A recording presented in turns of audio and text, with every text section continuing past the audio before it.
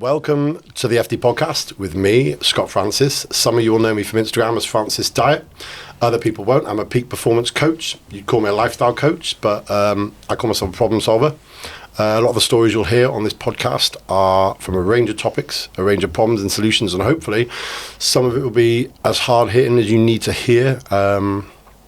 Let's roll. So our first guest today is somebody who's very dear to me. She's a friend, she's a colleague, she's a client. She's been an ex-client at some point. You'll hear today. Mrs. Alanna Groom. Hey, we're live. We are live, our Wow. first one, and I can't think of anyone better to do it with, because I think everybody who follows me will know somewhat of your story. Yeah. But I think, because obviously people get me misconstrued, and that's on purpose. But I think you're one of the most inspirational people I've ever met. Thank you. And I mean, how long has it been now we've known each other? So it will be 4 years in May. 4 years, next May. That's flown. And I mean, she's come to our wedding. You've been around us enough for us to know that everything you say is genuine, and that's one reason she's part of our brand. Most of my clients will know her as our client liaison. She's the person people come to with problems. So for you, I want to tell people your story, but kind of in reverse. Yeah.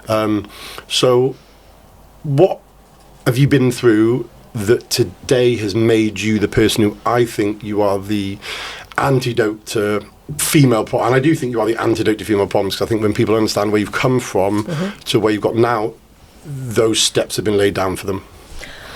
I think, so we're going to go from the beginning. Yeah. Okay, so I think from the beginning I had a bit of a sort of crazy childhood. I grew up in quite a complicated household. My dad was a bit of a criminal.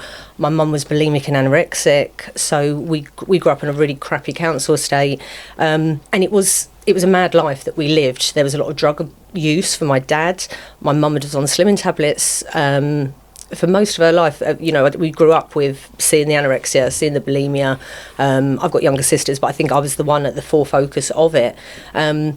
And I think where it all started was, I think from about 15, I thought I was putting on weight. I look back now, I was just a 15-year-old girl that was just putting on normal weight. I went to my mum. I don't want to get fat, because she'd been to extremes. She was like, well, I've got a solution for this. We'll go and see this doctor. We'll get you some tablets. You don't want to have the issues that I've had throughout my whole life. The issues were very psychological with her, but she just thought, my dad always cheated on her, always had affairs, and it was a case of she would go for extreme weights, high and low, like be 6 stone, or she'd be like 15, 16 stone. And then she put me on slimming tablets from a really young age, which we know now is just basically speed. Yeah, so at 15, I was going to the slimming doctor. So we're talking 95, 96? Yeah, probably in the sort of mid-90s. So the rave era as well, where Rave things are era, starting to come in. It was easy to get those tablets. It was easy, and you literally used to go and see this dodgy little man. All the women would be queued up in there. You'd go in, he'd just give you a month's supply of these tablets, and off you would go. So it's basically speed. So that was, I think, my first point of drug abuse, I suppose. It was a kid that was getting prescribed. But it's socially accepted drug abuse back then. Yeah, and because you trust your everyone mum. done it. It was the housewife's favourite. There weren't really many mums that weren't on, whizzing around the house being clean freaks and taking speed. And it was just crazy. And then at this time, my mum and dad are very, very young. So my dad's 15 years older than me. I started going out clubbing.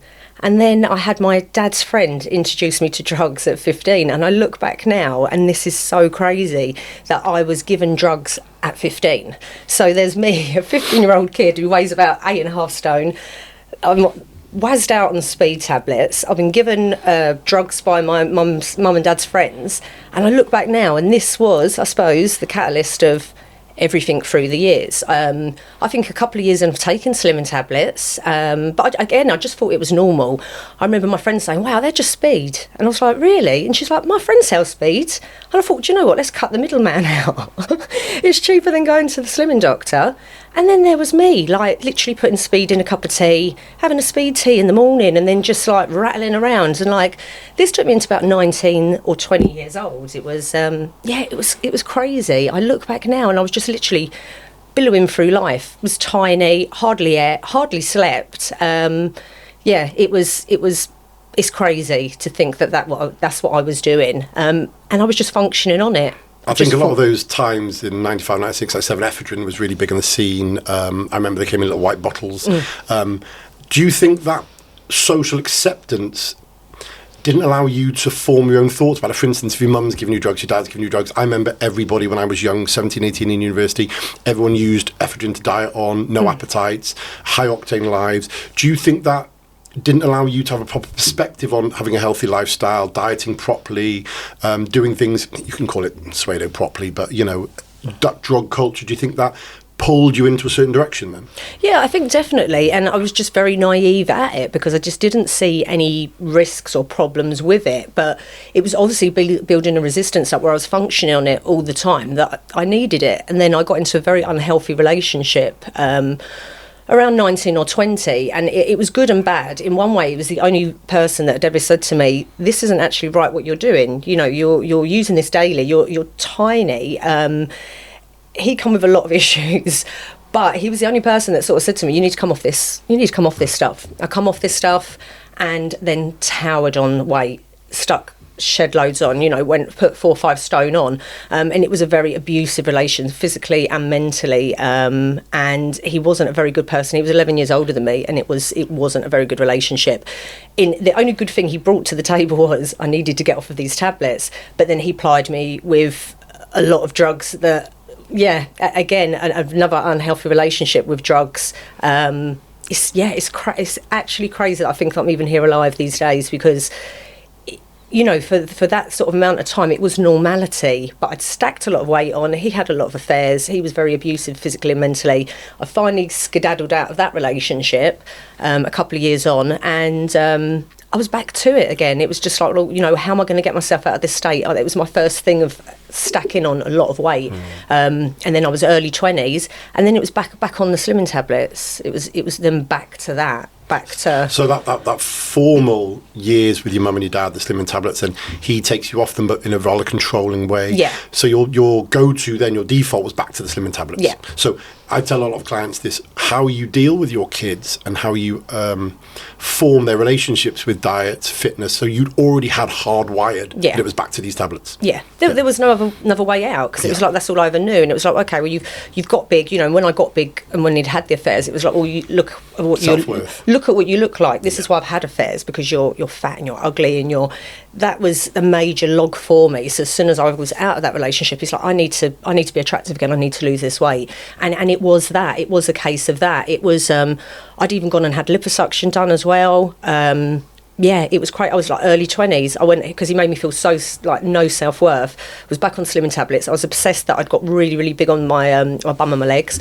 And then I'd even gone and paid and had surgery. I was like 24 at the time. I'd gone and had liposuction done and was bang on the slimming tablets. It was crazy. So when did you feel like this kind of pattern of events led you into motherhood? Because obviously that, you know, you cartwheeling through your 20s like that, and then obviously, how old's your oldest now? So she's 9. She's 9 now. So I mean, you know, from kind of mid-20s to mid-30s, where would that taking you? That body dysmorphia, you know, the slimming, the never being quite happy with your body. I think I was just sort of never ever happy, and I don't know, I suppose I then started working on sort of like a London club scene where I was very active. I was always out, and then you know, it was recreational stuff. It was sort of just going out wild and partying. And then I kept sort of slim, but it was like any time it would sort of get out of hand again, it was back to slimming tablets or try this diet, try that diet. Bumbled through the years like that, kept quite relatively trim. And then I met my husband, and yeah, it changed. He was the only person who gave me like a healthy insight to, you know, he was sort of the problem solver for everything really, but I'd hidden a lot of this from him. I'd sort of, you know, you're not going to meet the man of your dreams and go, well, actually, I'm so terrified of getting big that I have to take these tablets, or I'm going to do whatever to just curb my appetite. But I think with women, you just do these things, and you're not going to sit and have a conversation to people of what you're doing to keep trim. And then I think we sort of got through to like having the girls, and yeah, I was into running then. I have phases of things that I have ADHD, so I have obsessive things. I was into running. I was doing marathons. And my weight, I looked good. I felt good. I was in a really, really happy place. I had my daughter, and then I got really bad postnatal depression. And then I could see me just putting the weight on through the pregnancy. I'd tried every diet. I'd gone Cambridge. I'd gone on this. And it was all just quick fixes. But again, the addictions were still there. It was, you know, I'd hidden it from my husband. hidden it from people close to me because it's an embarrassment, but it was just that way of like trying to control. I suppose I was just addicted to it. I didn't realise till we had a conversation of all the little antics and tricks that I'd been doing and not telling anyone. And I think it was only you that brought it to the foresight of me, and you was like, you're basically, you're a functioning addict. So that's the perfect time to tell this. And so how did we meet? What was the run up through us forming our relationship? So the run up was I'd hit my 40th birthday. I was just trying to throw money at anything really. I'd never really been a big drinker, and then I think from about 38, 39, my postnatal depression was up and down so bad. I'd been on medication for 6 years, but unknown to me I had ADHD, so when they put you on that medication you just flatline. Really badly flatline. So I had no highs. You know, someone would hand me my baby, and I love my baby, but I was like, you could have handed me that bottle of water. There was like no emotion. Were you aware of that? No, yeah. I just thought it was postnatal depression because it was just a case of you're postnatal, let's put you on some antidepressants. There you go. It was like sticking a big plaster over it, but inside me I'd no highs, no lows. So then I was doing lots of antics that I shouldn't have been doing because I just wanted to have that high in life. You know, I felt like no emotion to my husband, no emotion to my kids. It was just the weirdest feeling. So, you know, it'd get to Friday night, we'd have a little drink. We'd get to Saturday, we'd have a little drink. I'd be like, oh, this is really nice. The alcohol abuse started to really, really build up. But again, I didn't think I had an issue with it because I was still being mum. I was still going and doing running a couple of times a week. I never missed it. You know, in every employment job that I've ever had, I've never had a day sick. We used to get bonuses if we'd never had a day sick. Every year I'd get that bonus. You knew that I was never turning up late. I was never calling in sick. I was the person you could rely on. So I didn't think I had an issue until we met. So fast forward a little bit, alcohol got really bad. Using got really bad. It was just disaster, and then the suicidal started. I don't want to get emotional. I think one thing that's relevant to everybody from what you've been saying is how things from your childhood get hold and never leave. I tell so many people where we get 3-4 months into coaching and you have the conversations that people maybe don't want to have that they should have. I've had so many clients through you come to me and they go, Scott, I need to tell you that I have a dysfunctional relationship with food because I was a victim of abuse when I was young, and Grandad used to take me away from my abusive parents and give me pizza. Yeah. So pizza's my go-to, or clubbing. You know, my dad used to hit one client. I remember sharing that she'd been really badly beaten by her father, and then she used to run away and go clubbing. And the high of drugs and men would take her away from it. And she said whenever she'd had problems in her 30s, 40s, she was single, it would be, she'd go out clubbing, she'd find promiscuous relationships, and she found that her default. And like you're saying, it's very hard, I think, for people to understand where food, the dopamine effect from food, can be another crutch and a solution for something that's happened deeper. And a lot of people say to me, they say, well, when I started your diet, I stopped that. I said, but it's not the fact we gave her a special diet or a special training plan. We just addressed the narrative that you think of yourself from. So when we met, obviously, you know, you were in this hole. Yeah. What made you want to take that step to almost self-assess and say, this isn't going anywhere? I think straight after my 40th birthday, it was like the wheels were coming off. I just felt like I couldn't cope with anything. I felt like the tablets had got a hold of me, was drinking, was doing lots of antics, just trying to get the highs and the lows. I didn't feel very present. And then it was like the food was like, I'd wake up in the morning, I'd feel crap from drinking. I'd just binge eat and eat crap, feel all right, have another drink. And it was just such a vicious circle. And it was just, I think my birthday was in the September. It got to the Christmas, we moved house, we had a chain of events, and everything was going quite not great at the time. The relationship was still really good, but we had a lot going on at home, and it was really tough times of us as a couple. And I think it was just that sort of thing, that it was just like, it was the self-soothe with the drinking and the eating. And then I just hit a bit of a bad run after the Christmas, and I'd met a girl at the gym.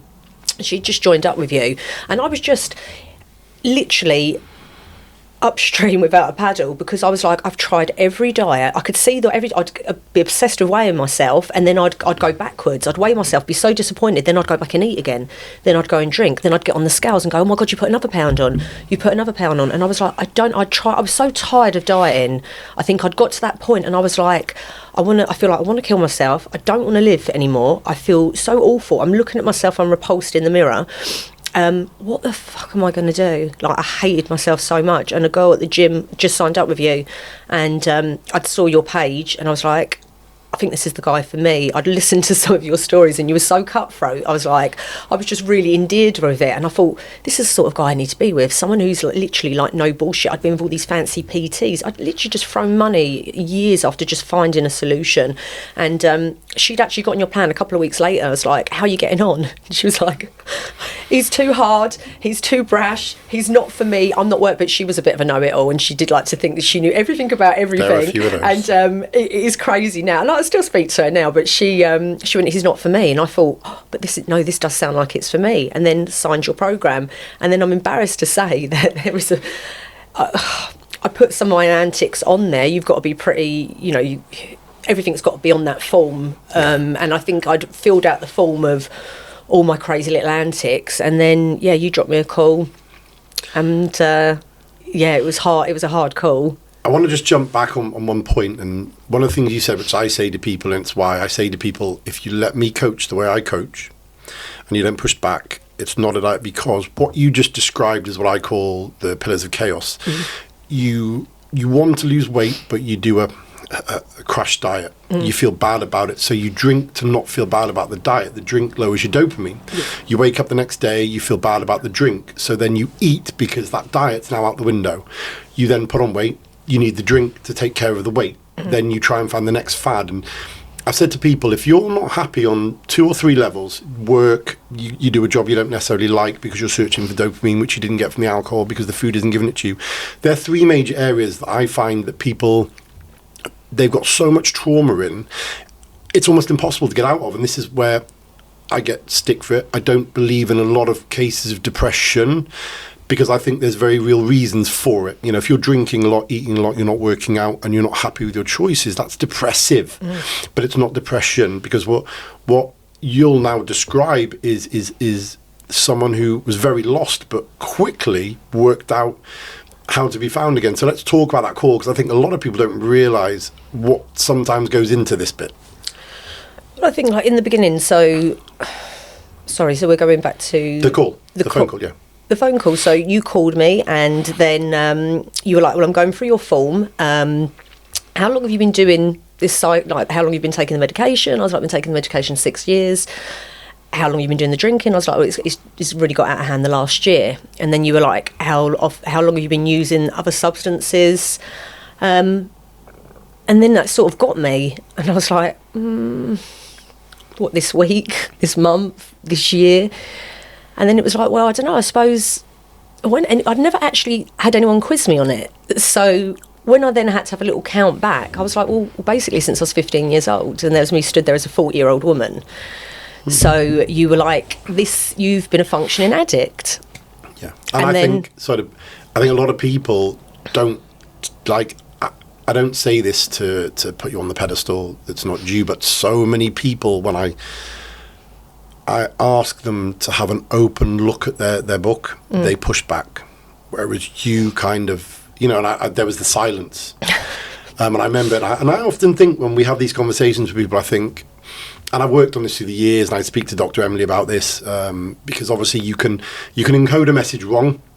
And in my early career, I think I did encode a lot of messages wrong to people.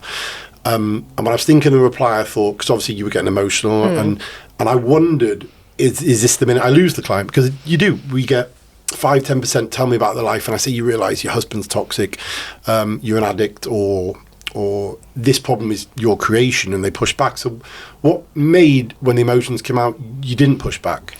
I don't know. I think it's because it's the first time it was ever quizzed by someone, because again, it's not something you're going to chat with everyone about what you've been doing. And I think it was a little bit like, oh, fuck. And I never thought I had an issue. I never thought I was an addict. I always had this, same as I never thought I was an alcoholic. It was, you think it's this junkie on the street who's jacking up, or you think it's this the wino on the bench. It's not me. I've run marathons. I've got 2 kids. I'm already turned out. Yeah. You could bet your life on me. I'm never going to let you down. I'm always going to be in work. But it was this little secret that I just muddled on through. And that conversation, when I went quiet, it was just like, wow.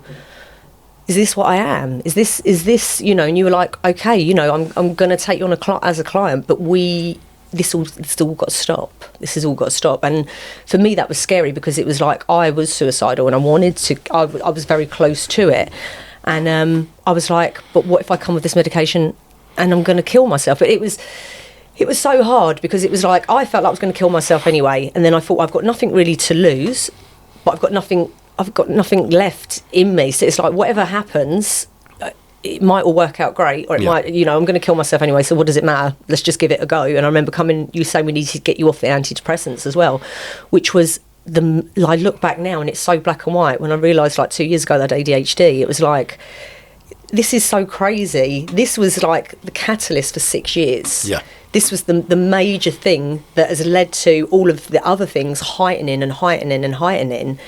Yeah, it was crazy. It was like that one phone call like 4 years ago completely spun my life. And I think what was evident from it, and I say this to a lot of clients, and whether they're receptive or not to it, or whether they say it to you, or they agree with me, or whether they go off and get a third party's feedback, is that so many of your habits and traits were due to other things you were doing. Like I say to people all the time with the Pillars of Chaos, because you were unhappy in a certain respect, you were taking the antidepressants, which were numbing you to being able to be receptive to change. Like I say this to a lot of people, and people will say, Scott tells people to get off antidepressants. I don't. But there's plenty of people I tell they need them, and they need them because the moment they need them, they're unable to be calm enough to be receptive to change. And as you know, we are a team about micromanaging things, about ticking the boxes.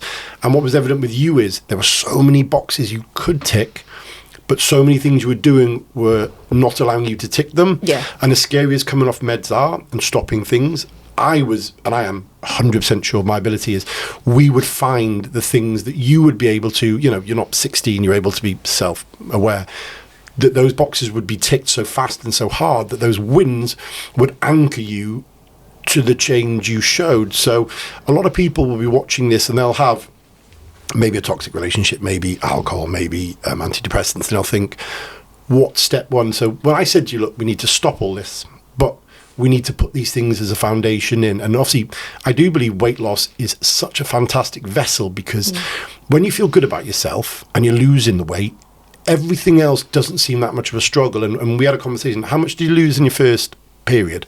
So I lost, the first 10 weeks I lost 2 stone. Wow. And then we went on for another 10 weeks, but we were in lockdown. It literally was just in my back garden. Which, though, for a lot of people, turned them to drink, turned them to drugs, made them aware that probably the partner they spend 10 hours a day with isn't the partner they originally probably signed up for to spend 10 hours a day with.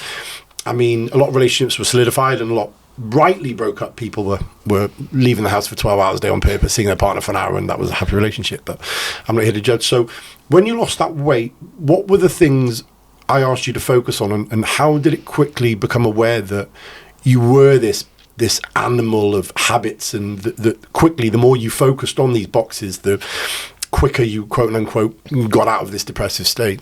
I think that first 10 weeks was such a game changer. I think coming off the medication, and I'll be honest, my husband was really scared about me coming off the medication, because again, you've gone to a doctor, they're telling you this is what you need to have, this is going to make you better. But don't get me started on doctors. No, don't even get me started. I've never been to the doctor's, since then. Let's not talk about your habits, let's just get you on a drug. Yeah. All the other things which could possibly be masking the problem, let's just give you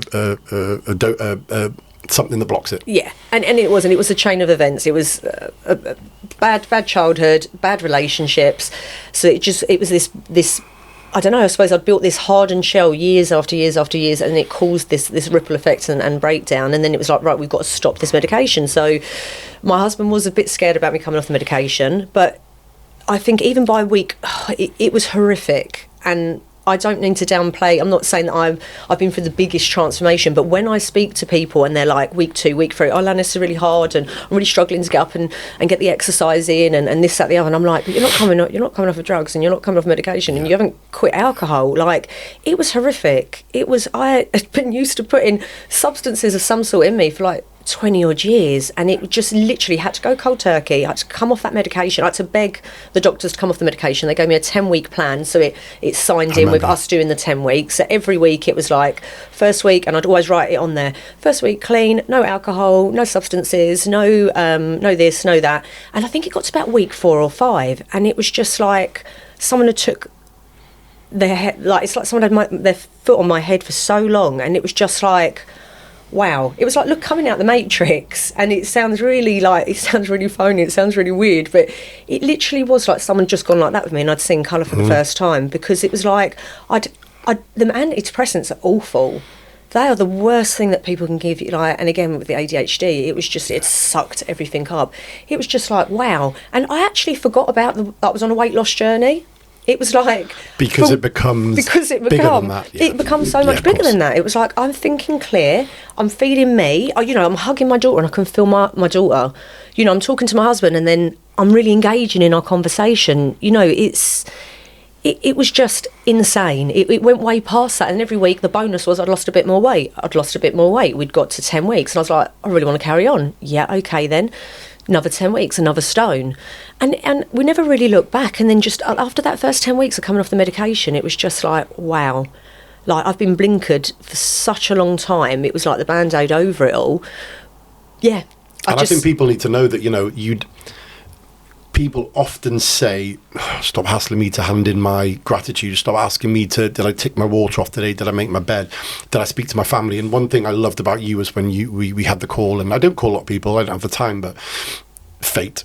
That John was so supportive, and this is why I'll tell all the audience and I tell my followers, the one thing I find people don't do is tell their family and friends what hurts. They hide the hurt, and they then...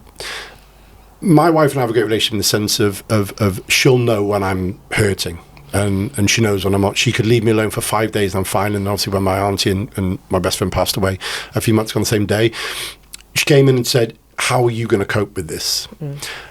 99% of people that come to me with a weight problem, and I say, can you tell your family, they don't need to know I'm losing weight. I said, what? The very people that will have a hands-on narrative around everything you do and everything you say, they don't know. How? Oh, well, I've hidden it. And then I said, well, in hiding something, there's a certain guilt attached to it, because if you weren't guilty, you'd be honest. And I say, how does that feel? And they go, I don't like the way it feels. So instantly, we're going to try to overhaul your life when every day you don't like how you feel because you feel guilty, when the people who are meant to love and support you don't know. And they stop, and every call they go, oh, Jesus. I'm like, that one thing, I could give you fish and eggs and I could make you walk around the block. You'd lose weight just by lifting that feeling. So we've obviously ticked so many boxes. You nailed your weight, you nailed your sessions, you started to look better. And I remember you saying to me, you go, wow, I look great now. People who look great feel great. People who feel great will near enough do any habit you tell them. Yeah. Take the rubbish out every day. Oh, I look sexy, I'll do it in a thong. And people downplay that feeling, but it's intrinsically linked to dopamine and serotonin, which is why I say to people, a lot of you, I say discipline is the ladder out of chaos. And I do believe 90% of people, and it's that high because I coach thousands of people, would do better to go to discipline first and kick all their habits. This is why I'm big on no alcohol for the first 3 months. Most of you are chasing alcohol to get away from something. Yeah.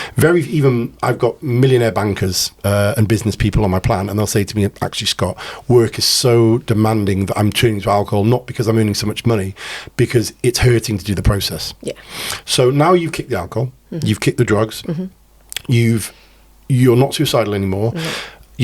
When did we come to our first crossroads? Because what a lot of people won't know is, and they say, oh, Scott, you've got these hard lines.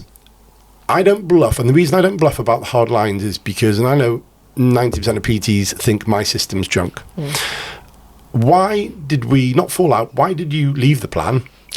Why did you have to leave the plan? And what did it teach you? Because what I think a lot of people don't realise is, not only am I hard on myself as I am with the rest of my team, but I'm also hard on my team because I believe arrogantly that's why you're such leaders now. It was, I think I'd sailed through, and I think I was coming up to 4 stone. I think I was about 3.5 stone. So this is from the May, and that was coming up to the December. And then it was one of them things, you buy all the Christmas crap and it's laying around, and I'm like, wow, I always remember watching you and you saying to people on there, whatever you think you need to lose, double it. 100%. And I remember watching you, and I remember signing up to the plan, and I was 12.5 stone, and I said, no, actually, I was 11.5 stone, and then on the 10-week wait, I put another stone on. I'm actually embarrassed to say that. I'd put another stone on, so I was sitting even heavier. And I remember saying to John, wow, this guy thinks, I just want to lose 2 stone and be 10 stone. Because I was told also with other PTs, I'd never get lower than 10 stone because I was 40, I'd had 2 kids, and this is your shape. You're never going to be, this is going to be your size. So I remember saying to him, so I want to get to 10 stone with being this new guy. But he reckons I should be like, so say take me down to 8. And I remember John going, you look weird at 8 stone, babe. You look really, really weird. You look lovely at 10. It'd be fine. And I remember losing that first 2 stone, getting down to 10.5 stone. And I was like, well, do you think we could lose more? And you were like, yeah, most definitely. And I was like, oh, really? What? And get down to 9.5 stone? And I hadn't been that since having the kids. And you were like, yeah, there's no excuses why not. Okay, so it just kept going, and then and then we were nearly at 4 stone. So long story short, you were right. We needed to lose double what I wanted, and then we were coming up to the Christmas, and I just thought, yeah, I can start doing that old shit again. I'm trim, I'm lean, but I wasn't at my goal. And I started eating the Christmas rubbish. I checked in. Oh, I'm half a pound up. Oh, I think it's because, and the same old, I think it's because I'm due on my period. I know. I always know. I'm due on my period. I haven't had a poo. I haven't, you literally, and I cringe now because you see, people know that Alanna works with us. She's the go-between between me and all my clients, and she hears these excuses, and we know. Yeah, and you were like, right, okay, hang on. Right. You've put like half a pound on this week, you've lost nothing that week, and there was me literally out in the forest cardioing it to try and rein back the merry munching. I just thought I was being clever, and I just thought, I'm all right, I look good as I am, but I wasn't actually at my goal. Yeah. And then you went, you need to be honest with me, and I'm embarrassed that you even had to chase me. You got like 3 million people you're checking in, and then you've got to go to me, Alanna, like, what the fuck are you doing? And you know that I'm here to help, and the fact some people think they can run from what's obvious for people who are, I know people hate the word experts, and people often say to me, they say, do you pull your team up? I'm like, well, I'm not doing this for me. No. None of this is for me. If I pull you on a meal out I don't think you should go on, a holiday you're not ready for, I'm not the one who deals with the downside. Yeah. And it's the reason why the app's called the Day One app. And it's why my moniker is Day One Till It's Done, because the one thing that Kobe Bryant said is people celebrate too early, and the problem is, and you get the people who buy the car too quick, and the business doesn't quite do as well in the 4th quarter, and the car's to go back. When everyone said, don't do the car yet, and I remember saying to you, and I've said to a few people, I'm like, wait to celebrate. Don't downplay what you've done, but habits take these books that say 10,000 hours of habits, or you can change a habit in 4. It's not. Your habits are developed neurologically by how dependent you are on that goal. For instance, I've never not worked out all my life because my goal is way loftier than I'll probably ever achieve. So every day people say, Scott, how are you motivated? I said, because I'm never at my goal. Yeah. So when you did these, what's the phrase? Big knickers, little pickers, little pickers, big little knickers. Pickers wear big knickers. So, it really was. I really was living my motto to the max, and bullshitted myself and tried to bullshit you, but the numbers. You were like, right, we need to take a break. Which I felt like I went through a bereavement and a breakdown. And again, this was the biggest. I was so used to people walking out of my life that I will hold my hands up now. I had it with my dad, I've had it with partners. This is where my shit has come from, the psychologicals. I almost felt it like, oh my God, what do you mean I've got to take a break? I've done so well. But I hadn't got to my goal. It wasn't the goal that I'd set out to do. And you were like, you've done brilliant, but you need to go back and refocus, because I can't enable this behaviour. Because, what was it going to stop at? Oh, okay, what was that? Or maybe I'll go have a couple of little drinks. Quick. Yeah, this is it. Maybe it'd be, oh, do you know what? Fuck him. I'm going to go and have some drinks. I'm going to, and I'll be honest, the thought did cross my mind. Yep. And I know this. Yeah, it crossed my mind, and I was just like fuming by it. I took it out on my husband. I took it out on everyone. I took it out on everyone but me. And I'll be honest, it was probably 3 weeks of hell for my husband to live with me. And over Christmas. I ruined Christmas. John. Yeah. He said I ruined Christmas. I was like a spoilt brat, and I believed my own hype. I think at the time, I really did believe my own hype, and I just thought the following on Instagram went mad, and everyone was like, she's done so well, but I hadn't actually got to my goal. And what had I done? I hadn't stuck to the freaking plan. And a lot of soul searching, a lot of crying. I didn't pick up the drink. I didn't go back to my old habits, and I would have always gone back to that. And then I sort of rolled through them 3 weeks, and it was just like something clicked in my brain. And I went, he's not my dad. He's not my ex-partner. He's my fucking coach. And if he's not going to fucking give me a kick up the arse, then what am I paying him to do? And then I remember messaging you, and I went, yeah, let's go. I want to get to the 5 stone mark. And I remember saying to you at the time, I said, you've got to understand that even though I'm your biggest cheerleader, in essence, however good friends we were at that point, I'm paid to do a job.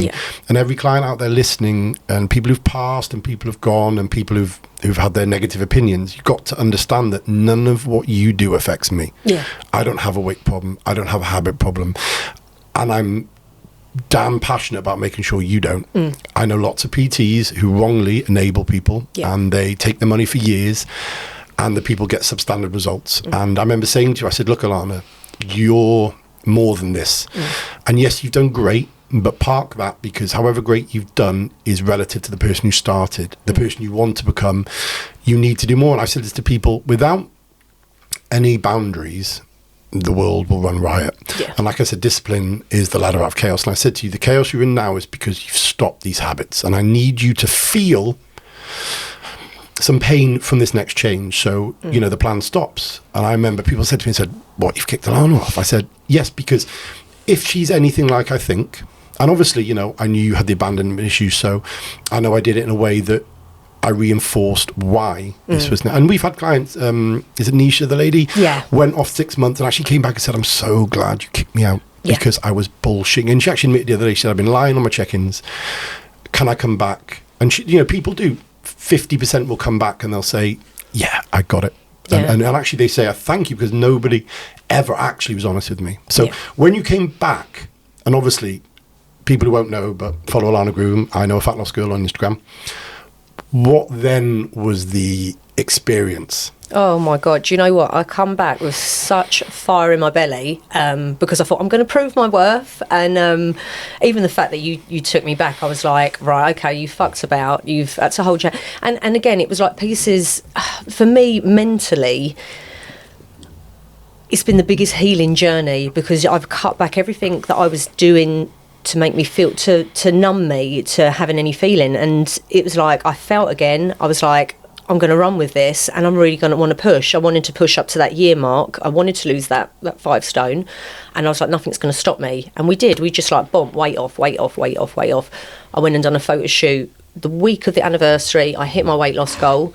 I went, and there was a photographer that I'd always, like this fitness photographer, on a freezing cold beach, and it was pissing with rain, and there was me in a bikini and the kids and my husband there with a towel going, yeah, you go mummy, and it was a wind and rain in my face.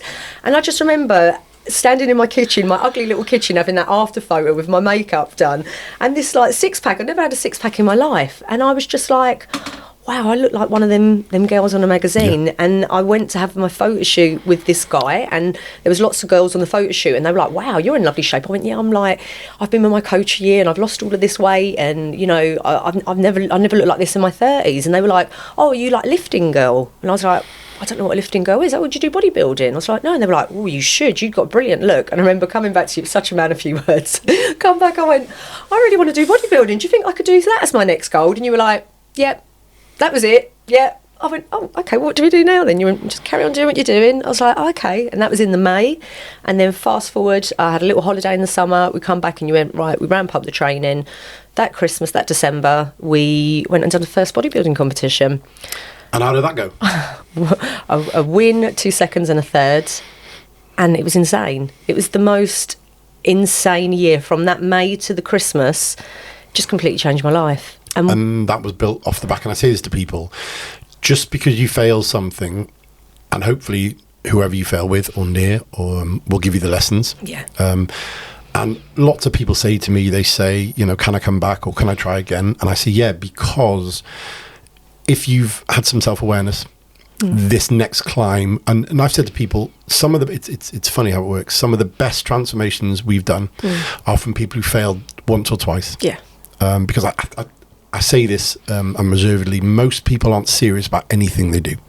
I've got friends who are injured, they have an operation, doctor says 6 weeks, can't do this, can't do that, got to do this, got to take this supplement. 3 weeks in, I'm like, why are you doing that? Oh, well, I know doctor said 6. I'm like, okay, you taking that supplement? I kind of don't remember. And I stop them, I say, well, you won't have the outcome. And it doesn't. And people call me, you know, my wife calls me the water police at home. And I say to people, why won't you do things important to you properly? Yeah. So you won your bodybuilding show.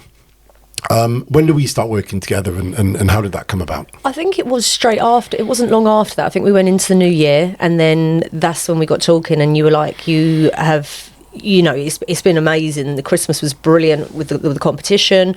You know, you were really proud. You were like, you know, it was a hard hit. You went, and you said the same. You went, I hated stopping the programme, but again, we couldn't enable it. And I thank you to this day. It was the biggest. For me, it was like I dealt with a lot mentally. I dealt with the abandonment issues. It was almost like psychiatry rolled into one, really. So when anyone ever says about like pricing with your plan, it literally solved all my problems. It made me grow up as a person. It made me deal mentally with so much. It's given me the best relationship with my husband. It's given me the best relationship with my daughters. We love John. Yeah, we love John. He's been on plan forever. He's got the body of a Greek god. Like, it's just win-win. And my girls just grow up in a really happy home, just seeing mummy and daddy. We go and do our fitness. We go and do that. And then that's when you said to me, you like such a real, I need a real person, a real role model to come and work for me.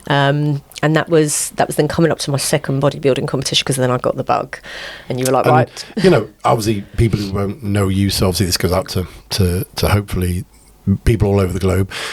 Being that role model for your girls, you know, I've met your girls, they pose like you, they do many workouts like you, they know mummy has these habits. So many people join up, they say, Scott, I feel like I neglect my kids. And I say to them bluntly, I say, you're not the mum you think you are, because you're there like a hermit in front of them. Yeah. I'd rather my daughter knows, and she's always known growing up, that daddy goes to the gym in the morning, because when daddy goes to the gym, he comes back and he's present and he's on fire. That 1 hour enables me to do 10 instead of sitting there for 11. Yeah.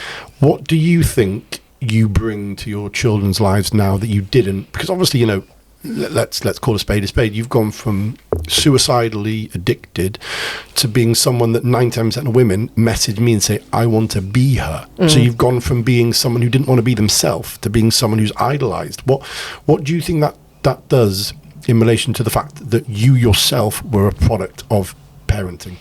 I think like I'm embarrassed for the person that I was 4 years ago, and I was just getting through the day. I just, you know, they'd get up in the morning, I'd do their stuff. I just want to get through that day. And then, you know, it'd be counting down for them to go to bed, for me to then have a drink, to then, you know, it's always putting things in place. Oh, I've got to clean the house, I've got to do this, I've got to do... I was using all them things as excuses. And I was always one of them people, I haven't got time to do that amount of exercise. I haven't got the amount of time. But, you know, I've got enough time to open a bottle of wine and sit there and watch some crap on TV, fall asleep on the sofa, and then wake up with a bear with a sore head. And then... busy fool. Just awful. It was I'm totally embarrassed of the person I was, whereas now I'm up 5 a.m. I'm up there doing my little 5 a.m. talks. I go and do my exercise. I come back, they don't even know that I'm gone. They don't even know that I'm gone, and I am present. I am out there. We do so much as a family. Yeah, you and John are parents of the amount. If you follow them, it makes you feel guilty. Yeah, we're like on it like Wallace and Gromit. Our girls are our everything, and we are out, whether we're doing forest walks, dog walks. We are so bloody present. And I often say this to John. I'm embarrassed of the person I was. If anything ever pops up and I see that photo, it makes me cringe.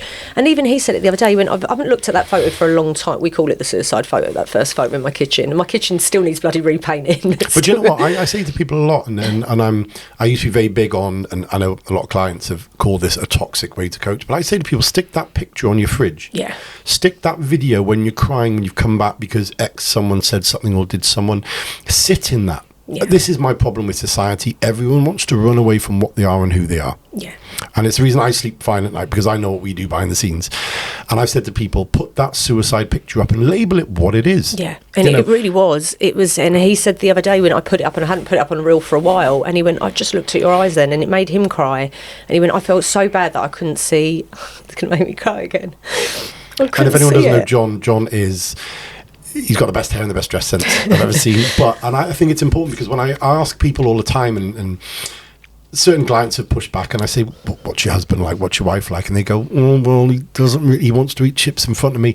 The first red flag is always the partner. Yeah, and I remember when John came on plan, and I remember him, such a thoughtful guy, and he'd say to me, and this is just to say is he'd say, you know, I have the wife back that we always knew we had. And I think when you look at those eyes, I would almost see that as a good thing, because so many people with those sad eyes don't do shit about it. Yeah. And that's the point that I really struggle with, is however low you are, there are steps out. And we spoke about it in the car on the way over. And I say to people, you know, you are, and Jordan Peterson, he retweeted it when I sent it to him back in the day, and I said, you know, you are 3 or 4 boxes, tick boxes a day away from a completely different you. Yeah.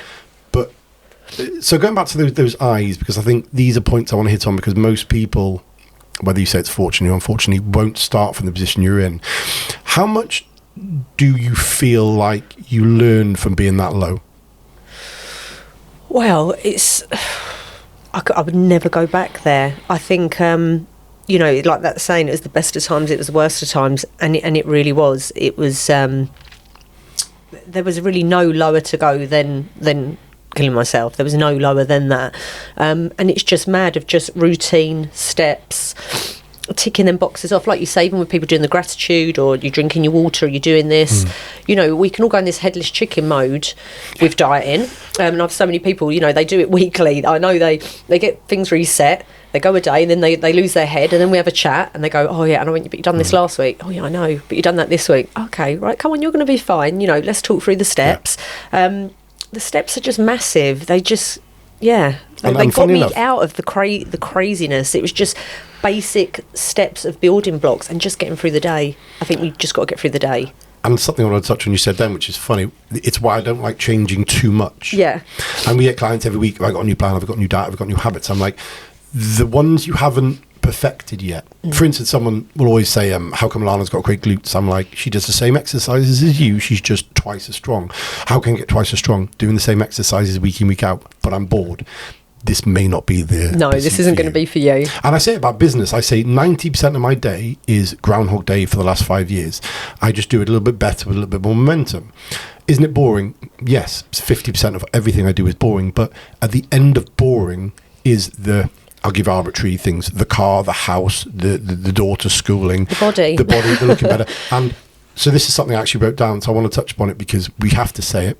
How did looking like you do make things, because obviously, you know, you dress well, you know, you're in your underwear every day online, and people do say, because, you know, let's not beat around the bush, for most of you, being and feeling sexy, being sexually attractive, feeling good in your clothes is huge. 99% of women come to me and I say to them, I've looked on your profile.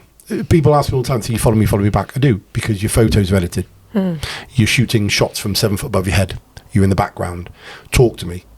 And they stop and they go, what do you mean? I'm like, but you're faking happiness. Yeah. So how about for 40 quid a week, we actually make you happy? What's that worth? So to you, because people do ask me, what's it worth to you, aside from the psychological things and the parenting goals and the relationship wins, to look like you do? Because obviously how old are you now? 44. You look 20. You do. 20-year-olds. But actually, 20-year-olds don't look as good unless they train. How does that feel? Because some people, they miss. And I don't know why society won't allow people to say, I feel sexy, I look sexy, that's important. And it is. You just got to look at The Rock and people. You can tell they feel great because they look great. And yes, there's a lot of people who look great and are suicidal, and we've covered that bit. So I feel okay with saying it now. But once you've got the antidote, the discipline, and I call it the antidote because it is. You know, I've cured more people from suicide through discipline than ever a drug or a psychologist. And, you know, people joke on the Insta and they go, God, you changed in 2 months what a therapist did in 4 years. Yeah, completely. I believe most therapy is dead, and I'll have a great guest, hopefully next or the next one, a good friend of mine who does modern therapy, who I think's exceptional, and Dr. Emily has a different take on it. But how does feeling sexy at 44 impact what you do? I think it's just everything. Like, even going back to like my relationship with my husband, you know, I look at us both. He's a little bit younger than me, but he's just turned 40. You are. He's turned 40, and like I'm like, wow, his body is insane, and he has a very high pressure job as well. And I think this is the thing. Whatever, we're such like a union. Like, I get up and train in the morning, then I work. He goes off to work. He gets in at 8. He'll read the kids a story when he gets in from work. He'll go gym at 8 o'clock at night. It's a non-negotiable. It's ingrained in us. But we always feel fresh, we're always good to go. And just to be able to, even at the weekend, I was like, right, okay, I don't really spend money on fashion, on clothing, stuff I've had since I've lost the weight 4 years ago. Don't you, I think we spoke about this before, and a lot of people tell me, don't you find that looking good is the fashion? Yeah, it is, because I just throw a black body on with a pair of jeans or leather trousers. It's the same thing I've worn for the last 4 years. But one, it still fits. If not, it's all still hanging off of me. And two, it's just like the figure makes the outfit. It does. A million. You know, when I was overweight, I used to throw money at expensive clothes to try and make me feel good, whereas now it's like a Zara bodysuit and nearly everything I wear is Primark, and everyone always says to me, oh, where'd you get this from, where'd you get that from? And I'm like, I wear the clothes. Like, the clothes don't wear me, I wear the clothes. It does not matter what I pick out of that wardrobe, I know it's going to look good. And that sounds really vain, but that's priceless at my age. My figure has never been so good. And I go out, I don't really go out, but the last couple of weeks I've gone out, and I'm looking at these young girls and I'm like, my body's better than you. You're in your 20s. Like, that is such a buzz. And that, by the way, is a very safe, positive way to reinforce your own self-worth. And I hate this body positivity movement, and this will be a lot of podcasts down the line, which is where people say, oh, you should be happy in the way you look, however you look. Well, how about you're happy because the hard work you put in that makes you feel so great? Yeah, it's an all-round winner. Like, it doesn't matter what I wear, I always feel good. And even in my bloody pyjamas in my kitchen every morning, I have about 1 million people, where did you get them pyjamas from? You always look so good in the morning. And I'm like, I'm waking up at 5 a.m. and my hair like that, but my body is still like, this is the body that I've built, this is a foundation. So it's just win with it all. The mental health, you know, I'm always going to suffer with the mental health. We have the little bips up and down, but it's very regulated. It's so much better than it ever used to be. With the odd blip here and there, you've got me on the cold water therapy, and then it's a non-negotiable. I know that I'll go to I might wake up feeling crappy, and that black cloud will be coming over. I'll go to the gym. Okay, I'm feeling a bit today, but I've done my gym, I've weighed out my food, I've checked in with you. It's just ticking all the boxes, whereas before it was just free. I'd have freestyled back. And what I think you've said then, which is really important for the listeners, is some things never go away. No. And some habits, I have default habits in business, which I have to pull back. Mm-hmm. I go to do something, I think, God, that's so rash. That's what 20-year-old naturally wants to do. I'm very combative. I've got a temper. Things I normally do can spiral. And I've said to a lot of people that people often message me 2 years later and they go, Scott, I'm feeling a bit down. I'm like, go back to the plan. Don't even pay me, go back to your habits, because again, that discipline is that ladder out. Yeah. And I find most people who relapse, when they're honest, and some of them aren't honest, and you look at their life, they're not weighing the food. They put on a bit of weight. They're spending a bit more than they're earning. They've deliberately not spoke to their boss about that promotion they're due. The partner's drinking a bit and they don't want to say it because, frankly, the partner's not someone they can communicate with. You add all those things together and we're back to the pillars of chaos. I say, relay it back. Speak to the partner. Drink your water. Weigh your food. The gym is a non-negotiable. I don't care if you miss a wedding. I don't care if your kids want to play in the morning. If you're not solid, the depressive state comes back. And this is what I think is very important with you, because when we obviously pair up every day, we talk every day about clients, I don't think they realise how powerful these basics are. And it isn't rocket science. It is very, very basic, but it is just a case of, that's a non-negotiable. I have to train. I train every day of the year. And someone said to me the other day, well, that's not normal. That can't be good for you. I was like, well, look at that girl 4 years ago. That went normal. And also, what normal? I'm lucky, I say this to everyone, I'm not around anyone who's not self-sufficient in business, or they're an athlete, or they train.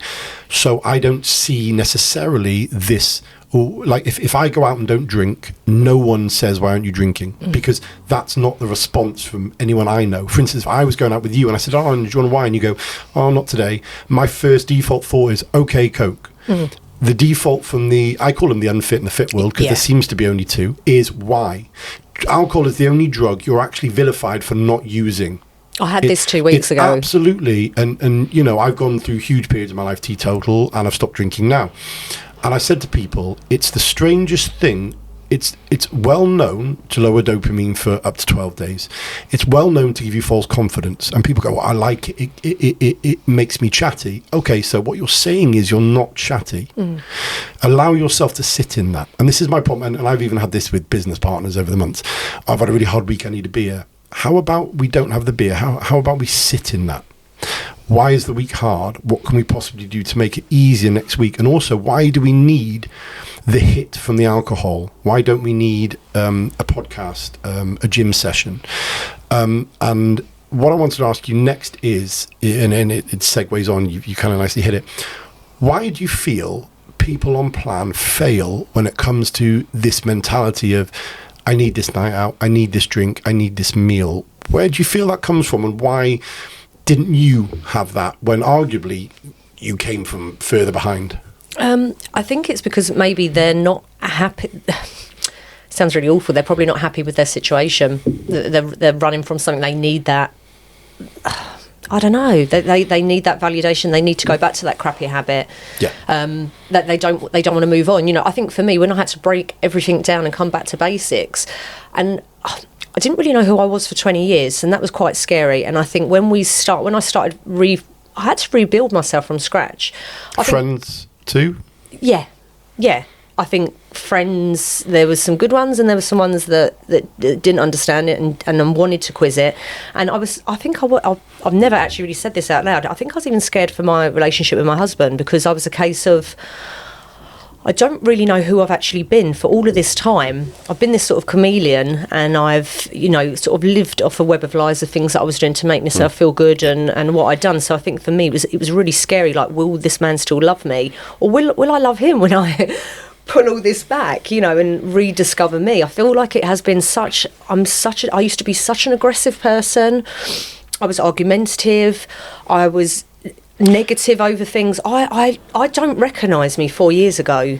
I was such a hurt, and I hate to say I was a victim. Yeah. I had victim mentality. So, you know, segmenting again, I will come back.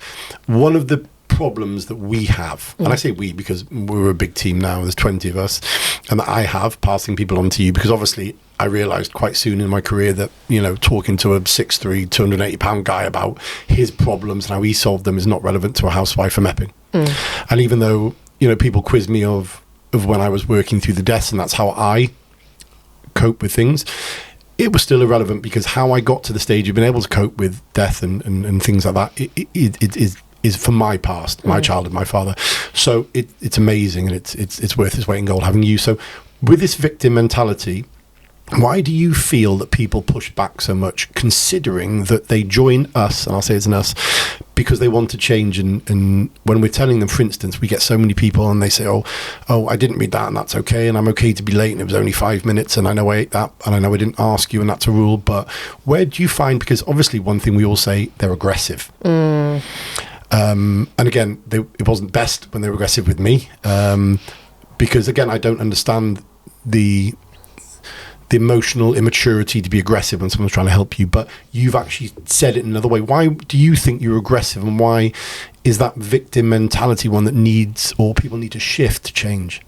I think because maybe they've done it for so many years, they don't actually realise that's what they're portraying, or that's what their default is. And I think that was the biggest learning curve for me, especially when I had to take the break on plan. I went back into victim mentality straight away. Like, I've come from an abusive childhood, I've come from abusive partners, I've done so well, and I've done so well, and you know, and again, I'm so embarrassed for my actions back then. But even Hayley says the same. Actually, she was the same with you.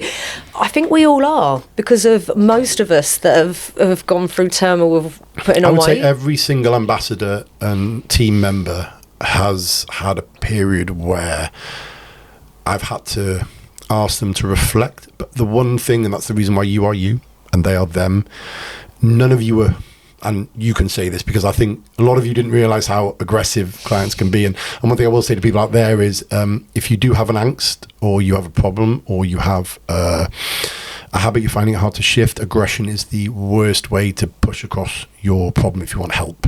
Yeah. And I know it's hard to be calm when you're hurting.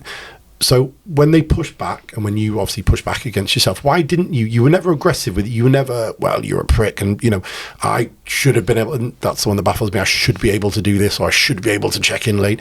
What for you made you step back like Hayley and like Laura and go, actually, this might be good for me? Oh, I don't know if I did in the beginning. I think I didn't vocal it. I vocaled it to John and anyone who would listen, and I don't know what the turning point was for me, but I think it was just a case of, you know, this guy's doing this for again, it's like, you're my coach, you're not my friend. I've got lots of friends who can tell me how great I am. I've got a husband who can tell me how great I am. I just needed to realise that you weren't the same as all the other people, the yes people that I'd been coached for before, or PT'd, and, you know, I'd go, oh, well, I've done this at the weekend, done that at the weekend, over it. Oh, that's all right, just carry on. Oh, that's all right, just carry on. Then people never got me the results. So I think once I actually sat back in my head and just thought, it doesn't, you know, whatever's happened to you in your childhood isn't Scott's issue. This is, he's giving you the solution. Take note. Yeah. Here's your diet, here's your plan, stick to the programme, and you can make good thing. I think you just need to come with the open mind of, you need to kill off that person that you were. You need to come with it with clear eyes, and you need to know that if you just literally eat that food, do that exercise. I'm not going to say there's not going to be bumps in the road. It's not going to be plain sailing for everyone. It really isn't. We're not programmed like that. But I think if you can be humbled to go, I'm really struggling with this, and I struggle with authority, and I struggle from this, and this is, you know, I think people just need to just want to strip it all back, because the proof is in the pudding with me. We literally, it stripped me back to the bone of it. I've healed so much. And isn't it nice? And I tell this to a lot of people, and it's funny, there is a certain demographic that push back a lot harder. Yeah. There is, and people won't like that, but it's the demographic of 38 to 55, middle career, female. For some reason, you tell them they didn't read something, or they signed something they skim read, or they didn't do something they were meant to, and it's like all hell breaks out. So for those people, because I have met those people, and some of them are self-aware, when she pointed out, what would you say is the antidote to the aggression? Because I say to people, look, at the end of the day, if this rule is there for a reason, it's there because it's become a reason that's going to help you, because it's helped 15,000 people. Yeah.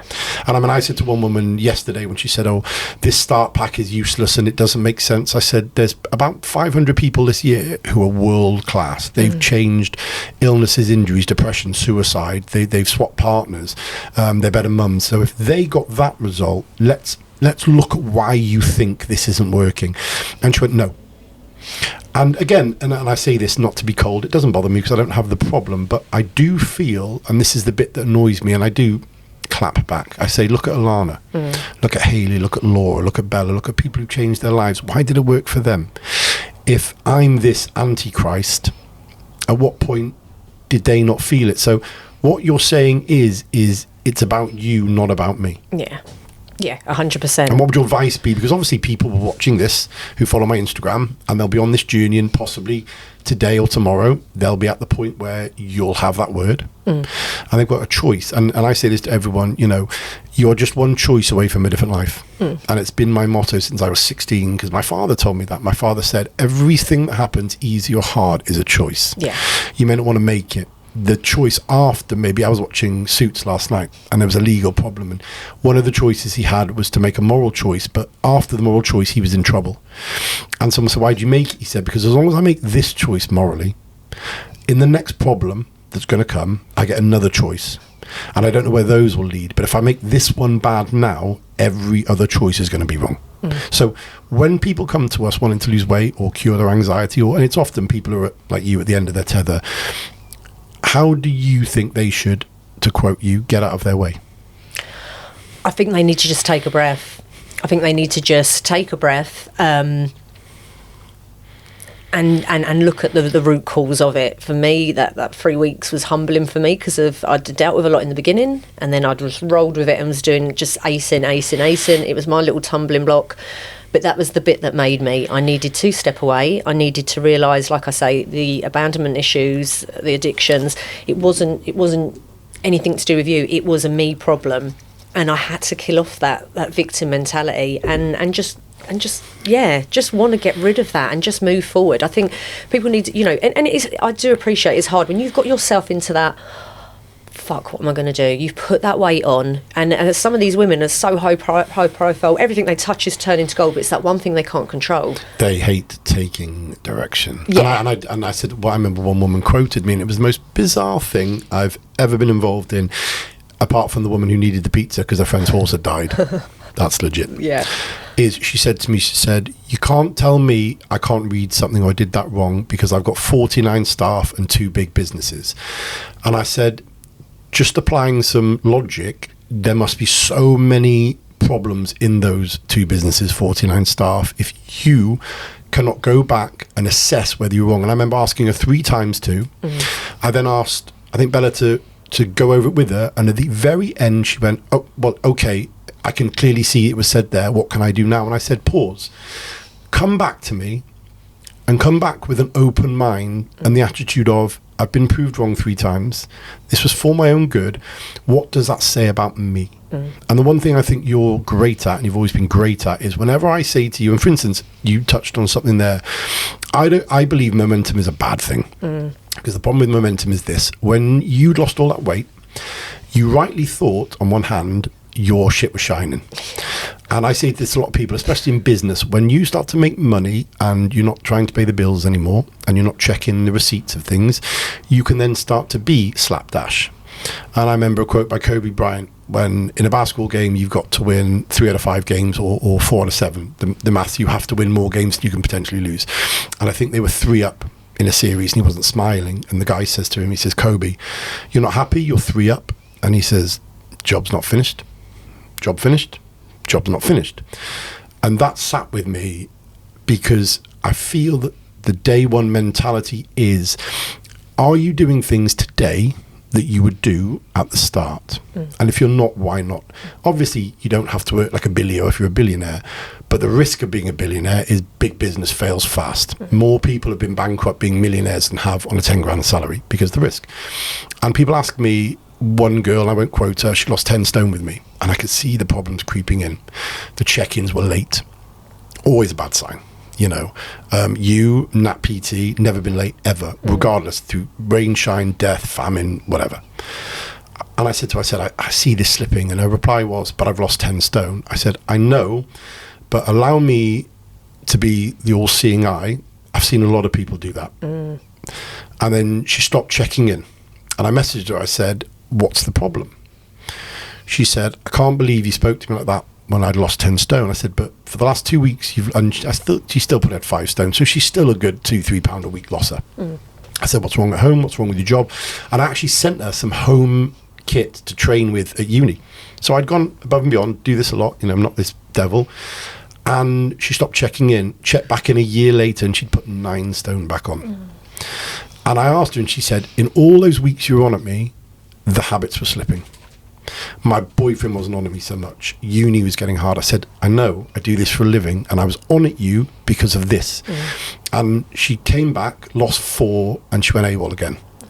And I say this to people, you might not get a second chance to keep momentum. And if it takes me to sack you or have a conversation, I'm doing this for you, not me, because I'm very candid and people hate it. At the end of the day, I don't have your problems. But I have all your solutions. Through so many people now, I've coached billionaire families. I've coached professional athletes all the way down to suicidal mothers. I've got a system. And it works. And it works. and this is why I wanted to segment on, what do you think is the problem that most people go through trying to lose weight and change their habits, which you speak to on a daily basis, which you think you can change? I think what I can change is just showing them that it is easy. It actually is easy, but you just need to stick. It's just basics. What I do now, it's just basics. It's that routine. It's that training every day. You know, I so often get people go, oh, why don't you just have a day off the gym? No. That's my routine. I get up and do my gym. I sway my food. I drink my water. I would just say to everyone, just don't lose sight of just them little building blocks that you're just giving us the tools with it. Always do your check-in. To me, the same thing. If they're a late check-in, I'm like, this doesn't mean anything to you. This doesn't mean anything to you. If you can't even get there. Such a simple thing to get right. And people get really, when I go, you wax, even if it was 1 minute, it was 1 minute late. And then if anyone knows, we're very strict. Have a time limit. 9 o'clock you check in, and if it's 1 minute after that, the door's shut. And that's just to give people, again, the discipline of, if something means a lot to you, it's, for instance, it's a reason why I read a statistic the other day about relationships failing, and they said most people in relationships treat their partner completely different after 2 years than they did at the start. They completely forget to buy the flowers and ask if they've had a nice day, ask if they want the car filled up, ask them how that credit rating's going. So if you were to go into your work and act completely different, even though completely isn't a statistic, you'd be sacked. And I say to people, you never forget to brush your teeth, or you shouldn't. You never forget to feed your kids. You never forget to do any of the basics which allow you to live a normal life, quote unquote. So why would we not go to the gym? Why would we not weigh our food when those are our teeth brushing? Those are putting the kids' clothes in the wash. Yeah. It's the ingrainment of it, and it is. I find it so easy. It's so easy to stay in shape. It's so easy to do them things. It is second nature now. Like, I've got so much flexibility now that I could have 1 million off plans a week now. But it was all just built on that momentum. And I think, if anyone could knuckle down for a year, they could completely just change their behaviours with food, their relationships. Like, it's just been win with everything. It's the best thing that I ever did. So touching on that point as well. So now you've lost the weight. You're in great shape. What do diets look like when someone has, quote unquote, won? Because people say to me, well, I have to eat like this way forever. Well, I have to work out like this way forever. Can I eat? Obviously, no one can go back to eating like they did when they were in shape, because you wouldn't go back to lying on the sofa if you'd become a millionaire. You must realise that you have to change the way you live to be a new person. You're not as selfish when you've got, well, you shouldn't be as selfish as when you've got kids as before. So what would you say your lifestyle looks like? You just said I have 1 million off plan. You eat, if we didn't have a physical goal, you could pretty much eat whatever you wanted and you'd look like this. Yeah, I feel like we've different goals in place to do obviously the bodybuilding now, but like December we've kept a lean build through the summer, but still I feel we could still we've always had like at least one off plan a week. There'll be other times you'll go, wow, we need to have another off plan. I feel like the freedom that I have, and I know it sounds really, when I say to people, I've about 2, they go, oh, but you're so regimented. And I'm like, I am. I went out last week and the gym that I work at, they was all ordering in, and I took my turkey mince, and they're like, how do you eat like that all the time? And I was like, it's attached to the way I look.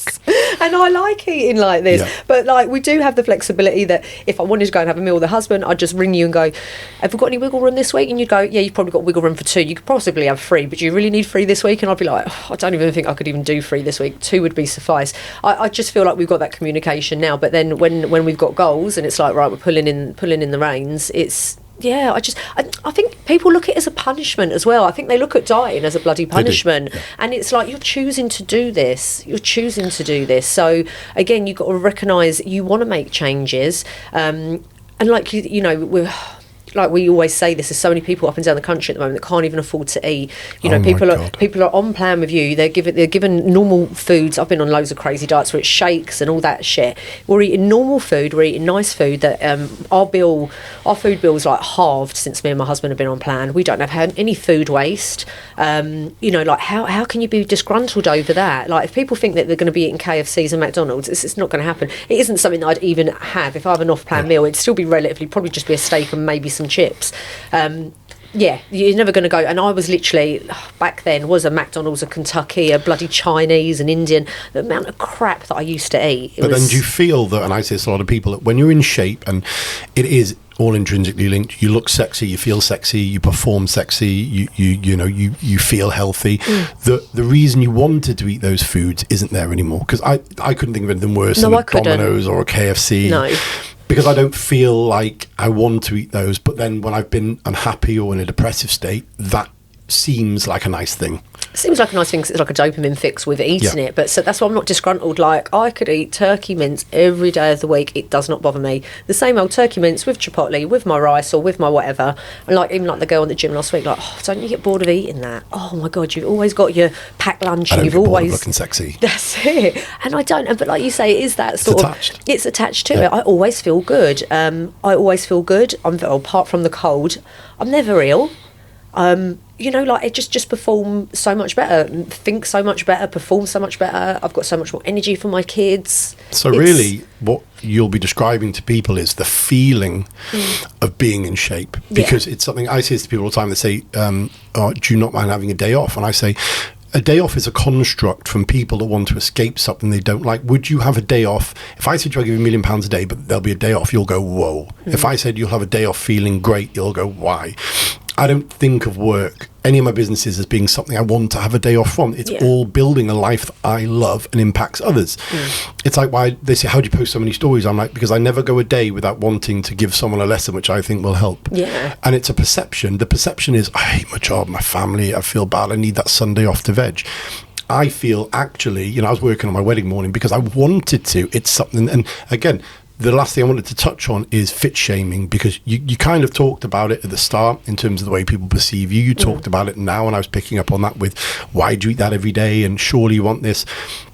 What do you think? Because people struggle with it. They say to me, Scott, I started this plan and Christmas is coming. People say, why do you want to go out 6 times? Why do you want to eat this? Why do you eat that? And obviously, when you're in shape, you can, contrary to popular belief, eat what you want, because the habits of keeping it off and getting back in shape are there. They're cemented. But I've often said this to people because people struggle with social settings. And I always said, never take advice from someone you wouldn't want to look like or be like. Yeah, that's golden. And everyone who asks me, why don't you take a day off? I say, I'm always the one you come to when you've got money problems. You've asked me for a loan in lockdown. When I told everyone not to spend, there'll be another one. You know, people will say, why do you have that food? I'm like, because when it comes to the summer, I won't be the one editing my pictures. Yeah. And there has to be, and I say this to everyone, there has to be a sacrifice to everything. You sit on the sofa all your life, the sacrifice will be the heart disease. You take all the drugs and you neglect your family, the sacrifice will be the divorce. Wherever we look, every millionaire, every billionaire, every social leader, every doctor, every nurse had to make a sacrifice. So with fit shaming being the cause, what do you think the problem with is people sacrificing to feel better? Because obviously you felt the lowest and you felt the highest, and that's come with a lot of sacrifice. Yeah. I just think... The sigh. I just, you know, I think you just need to stay in your lane and you need to do what's good for you. I do get it. I went to a hen 2 weeks ago and there was me with my cup of tea. I had like half a glass of Prosecco to cheers my friends, popped it on the side, I had my cups of tea, and I had so many people come up and go, oh my God, you look even better in the flesh than you do in your pictures. She does. Yeah. And I feel really cringy when I say that. But it's the one thing I want this podcast to be about is people not holding back on this. Like I talked about the body, not the body shaming, the body positivity movement. I want you to be honest about the way you feel, so people authentically know it's okay. For instance, I'm blunt about it. No one would, but if someone came up to me on Christmas Day and went, oh, how come you're not having the other mince pie? I'd be like, you don't need the other mince pie. And that's not toxic or negative. If someone were bankrupt, spending money like Billy-O, they wouldn't stand in front of a millionaire and go, oh, mate, I'm just going to go buy another Ralph Lauren top. The billionaire would say, what are you doing? And that would be accepted. No one ever turns around to the guy on the sofa and says, what, another day on the sofa?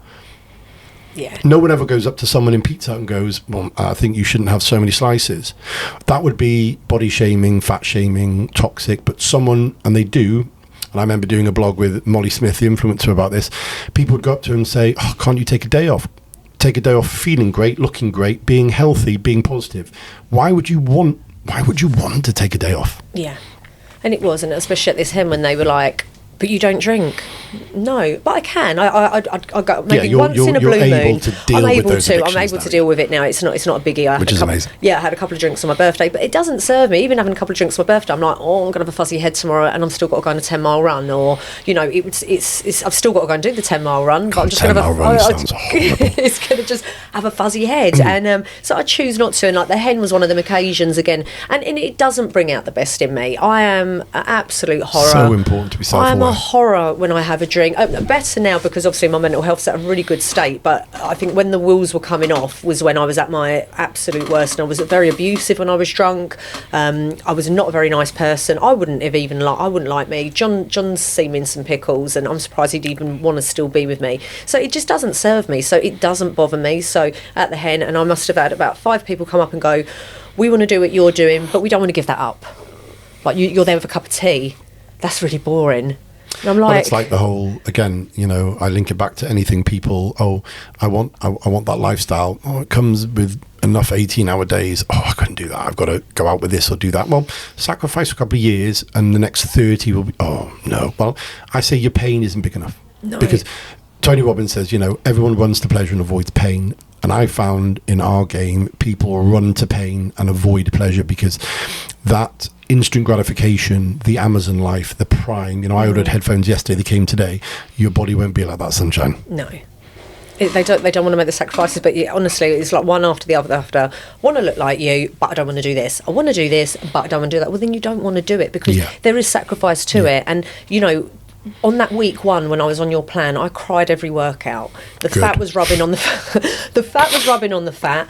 I was out there doing star jumps and whatever because it was all body weight, so we really had to get moving. And John would come out, there would be this bloody programme that you had, and you had to do these exercises and you had to do it 10 times over, and I had this little bloody chalkboard that I was doing it. John come out and done 3 of them. He went, oh, I'm going in, I'm knackered. And then I was just out there in the sweating hot sun, and I'd just cry. I'd grab my belly and just think, this is shit. And now I'm like that. I breeze in, go and do my workout, come back out.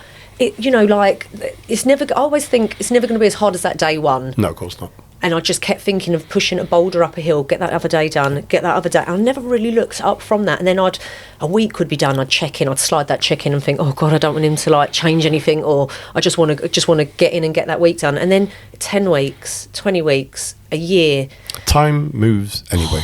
It moves anyway, but when you've got control of it, Yep. the control, and people do say to me, oh, but you're a control freak, aren't you? You're addicted. And I'm like, I am addicted. No, I hold my hands up, I'm addicted, because I'd never want to go back to that person. I want that. I love the addiction that I've got for feeling good and getting up every morning and breezing through my workout. And then, my world's opened up so much now in 4 years, become like a bloody bikini pro this year. It was insane. That was a washed up mum that was going to kill herself 3.5 years ago, and on my 3-year anniversary of being with you, I was smashing competitions out the park. And women all over the world want to be, and I think that's important because I think one of my clients, Nadine, said to me the other day, she'd always wanted to be someone who inspires people. Yeah. And a lot of people will leave a tread on this planet that's faint, and there's nothing wrong with that. Everyone, each to their own. There is no better feeling than someone telling you that the reason they don't want to kill themselves, or the reason their kids look, and I see this to so many parents, and I've seen it with you, your kids will come to you with problems in life. There is no better master than someone who's walked that problem, and I'm lucky. My dad imparted some amazing lessons on us, and I still say to my wife now about my unborn son, he will ask me things and I will reply the way my father replied. I won't need to go anywhere. And that is something which I don't think people, and I will say this, they don't value what, there is a monetary value to it. £35-45 a week will give them. When you sit here now, and this is one thing I wanted to tell everybody, there isn't enough people out there telling people what the outcome feels like. And you see it with the billionaires and the yachts and the family, and a few of them now starting to say, I've not had a problem in 10 years. What's that value to you? And I wanted to ask you, when people say to you, when you say no to the drink, or no to the holiday, or yes to the turkey, or you do the workout when you're tired, why do you do it so effortlessly? What is the feeling which you're attaching it to? It's just everything. Even, smashing them. Competitions can be fickle. You're not always going to win everything. But I always just think back to even that first competition and my kids getting up on stage with me and being so proud of me. Oh, the posing. Oh, and that's going to make me well up again. I just want to be their everything. I want to be their blueprint. I pray to God they don't ever remember the suicide picture me. More is caught than taught. This is it. And they only ever think of, my mummy does it, even when I'm deep in prep and it is horrific and I'm doing something. But they're lessons, Alanna. Yeah, they are. And I go out on the treadmill and they go, Mummy, do you really want to train again? And I go, no. And they go, come and sit and watch a movie with us. And I'm like, darling, I've got to do it because I want to win, don't I? And they go, yeah. And I go, I'm going to go, I'll wave to you. And they come and wave before they go to bed and then back on that treadmill. That's teaching them the sacrifice lesson. It is, because they need to. And even it'll happen anyway. Yeah, completely. And even when the competition, it didn't go to plan and I didn't place, I placed just in one, they were still so proud of me anyway. And then it was they saw me cry every day. And but what did you do? Possibly my fault. Didn't peak at how I probably should have now, but that comes with failure. But I wasn't scared of getting back on the horse. What did they learn from you the next week? The following week, they were like, "Are you sure you want to do another competition, Mum?" Because they'd seen the heartache that week, and it was humbling. I needed to. Not that I'd had a lucky run, but I'd won so much. Everyone needs to get beat. I needed to get beat, and we had the conversation on that Sunday night, and you were like, "Well, you're going to go again on Saturday?" And we were like, "Yeah," and he was like, "Right, come on, let's go. Just pull your fucking pants up and let's crack on." And we did, and they were like, they saw me cry every day, and they were like, "Mum, are you sure you want to do another? Why do you want to do another one?" And I was like, "Because I've got to." And they've seen it. They've seen it all. And what was the result? 3 firsts and a pro card and the chance to go to Spain. And that is a lesson which, and I get stick from it, a lot of you parents need to teach your kids, is the fact that when you fail, it is the best lesson of what not to do next. And it's why I say to people about failing the diet in terms of they have a bad week, I say that should now never be repeated, because you have a blueprint of what not to do. And I'll tell you this, from being highs, lows, being a pro athlete, losing it all, sofa surfing, to this, you never learn any lesson. I think it's, I don't know if it's actually a quote from a film, and I quote it and people go, no, it's probably Aristotle, it's Socrates. Gerard Butler says it in Law Abiding Citizen. He says, lessons not learned in blood, seldom learned. And people run from these pains, and I say, teach your kids. I mean, there's certain things I'm not allowed to say from my personal life, family life, until certain times when I can repeat it. People have asked me not to, but there's things I've seen people go through which broke me. But seeing them not broken taught me that the residuals were strength. From me seeing that, and like I said, there's been times in my life, my friends, my wife have gone, "What would your dad do?" No, he wouldn't do that today, wouldn't he?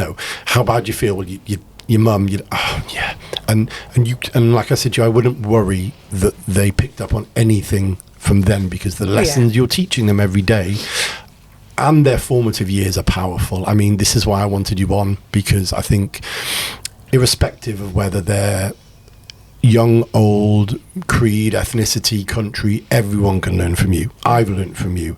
Thank you. And Alanna will be available to be trained directly by people in 2024, which I'm happy to announce, because I think she brings so much more to the table than I bring under our umbrella. But one thing I just wanted to end on quickly is, people are scared to start because, like you said, and it might not be that their perception of where they can get to is something they can. And no one can feel financial freedom. No one can feel what it's like to strip off and go, well, I may not be there, but damn. What would you tell them is your quick fire tips to start? Because after all, this part of the podcast is about body image, is about mindset, is about mentality. I would just say, get signed up. I emailed you about 3 or 4 times, and then every time you replied to me, I went and shot off, because I was like, I don't think I'm ready. You're never going to be ready. Fail forward. And I think just go, just jump on it. Don't waste your time. Be ready to just grow and evolve, and just just read the bloody packs as well when you join. When you join, read the packs through, and just strip it back to what it means that most to you. Yeah. And every day, the first thing I do when I get up in the morning, I write out what it means to me of being in shape, feeling mentally good. I think just take it back to basics. I think that's what you just need to do. You need to take it back to basics and want to evolve and want to change. Don't fight people with it. Lose the victim mentality. That was the biggest learning curve for me. The sooner I'd lost that, we could have probably moved forward way much quicker. And just want to change. And I think Theodore Roosevelt said, do what you can with what you can when you can, but just do something. Yeah, definitely. So I think that wraps this up. I think people have got so many gems from you that they can empathise with, and they can, hold out some hope. Because after all, I think a lot of people join because the hope is they can be like woman A, woman B, woman C, but also that it's going to come with hard work. Yeah. But the lessons, I believe, and which is why I'm so passionate about what I do, will ripple through the whole of time. Yeah. So thank you to Alanna for coming on. Thank she will no you. doubt be on again. If you follow her, I Know a Fat Loss Girl on Instagram, you can see her through my channel, Francis Dyer. But this has been the first FD podcast. I hope you've enjoyed it. Thank you. Thank you for having me. Thank you.